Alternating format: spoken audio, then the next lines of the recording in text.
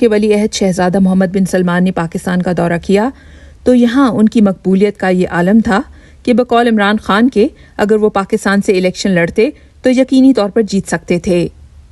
دورے میں محمد بن سلمان کی خوب آؤ بھگت ہوئی اور پاکستان کی ڈوبتی معیشت کو سہارا دینے کے لیے $20 ارب کے سمجھوتوں پر دستخط ہوئے۔ We believe in Pakistan because of the long relation, because of our brother in Pakistan. We want to be part of that journey. And we want to risk our money, to risk our efforts, and to start from day one. لیکن دورے کے 1.5 سال بعد پاکستان اور سعودی عرب کے تاریخی رشتے تناؤ کا شکار نظر آ رہے ہیں، اور بظاہر اس تناؤ کی وجہ بنا وزیر خارجہ شاہ محمود قریشی کا یہ بیان۔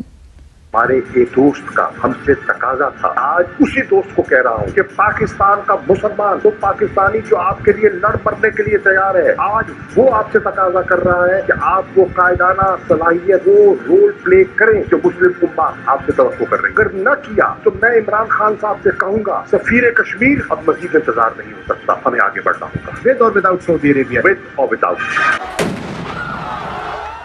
کشمیر ہمیشہ سے ہی پاکستان کی خارجہ پالیسی کا سب سے بڑا ستون رہا ہے، لیکن انڈیا کی طرف سے اس کی خصوصی حیثیت کے خاتمے کے بعد سے پاکستان یہ امید رکھتا تھا کہ سعودی عرب جیسے دوست ملک اور سعودی اثر و رسوخ میں چلنے والی اسلامی ملکوں کی تنظیم OIC اس مدعے پر کھل کر انڈیا کی مخالفت کریں گے، لیکن ایسا نہیں ہوا۔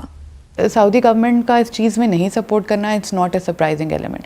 پاکستان کو اپنا ریلیشن شپ ضرور ایک ریویمپ کرنا چاہیے۔ سعودی گورنمنٹ اور انڈیا کا اکنامک ریلیشن بہت زبردست ہے، اور انفیکٹ وہ پاکستان سے زیادہ تجارت سعودی اور انڈین گورنمنٹ کے درمیان میں ہوتی ہے۔ دنیا نہیں ڈویژن ہو رہی کہ مسلم امہ ورسز اب جو ملک ہیں اس وقت ملٹی پولر ورلڈ بنتا جا رہا ہے۔ اکنامک انٹرسٹ اور ان کے تعلقات امریکہ کے ساتھ اور ہندوستان کے ساتھ ڈکٹیٹ کریں۔ بہت سے پولیٹیکل کامنٹیٹر سمجھتے ہیں کہ معاملہ صرف کشمیر کا نہیں۔ سعودی عرب کو چابہار بندرگاہ کو چائنا پاکستان اکنامک کوریڈور یعنی CPEC کا حصہ بنوانے میں پاکستان کے کردار پر اعتراض ہے۔ یہی وجہ ہے کہ سعودی عرب نے پاکستان کو دیے $3 ارب میں سے کچھ رقم کی واپسی کی مانگ کی ہے۔ اب اگر پاکستان نے کوشش کی ہے کہ چائنا کی ایکسٹینشن ہو، چائنا پاکستان اکنامک کوریڈور کی ایکسٹینشن ہو ایران تک، اور جو چابہار پورٹ ہے وہ اس کے سرکل میں آ جائے چائنا پاکستان اکنامک کوریڈور کے، وہ اس پہ ڈیفینیٹلی ری ایکشن ہے۔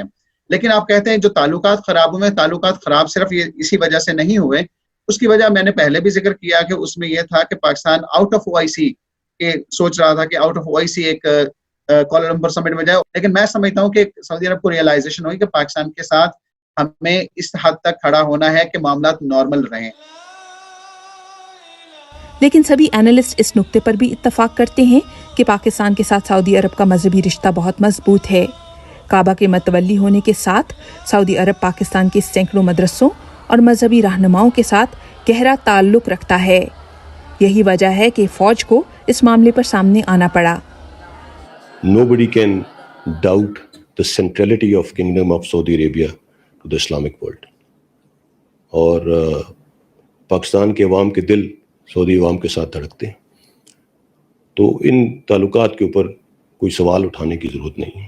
جہاں تک چیف آف آرمی اسٹاف کے دورے کا تعلق ہے، یہ ایک آلریڈی پلانڈ دورہ تھا جو بیسیکلی ایک ملٹری ٹو ملٹری ہمارے جو تعلقات چلتے رہتے ہیں اس کے ساتھ منسلک ہے، اور there is no need to read too much into it. Pakistan کے chief of army staff general Qamar Javed Bajwa نے سعودی عرب کا دورہ کیا اور اس تناؤ کو کم کرنے کی کوشش کی، لیکن اسلام آباد یہ بھی سمجھ رکھتا ہے کہ سعودی عرب کو بھی اپنے سیکیورٹی مقاصد کے لیے پاکستان کی ضرورت ہے، اس لیے باہمی رشتوں میں توازن دونوں کے مفاد میں ہے۔ وزیر خارجہ کے بیان سے یہی پیغام دیا گیا ہے۔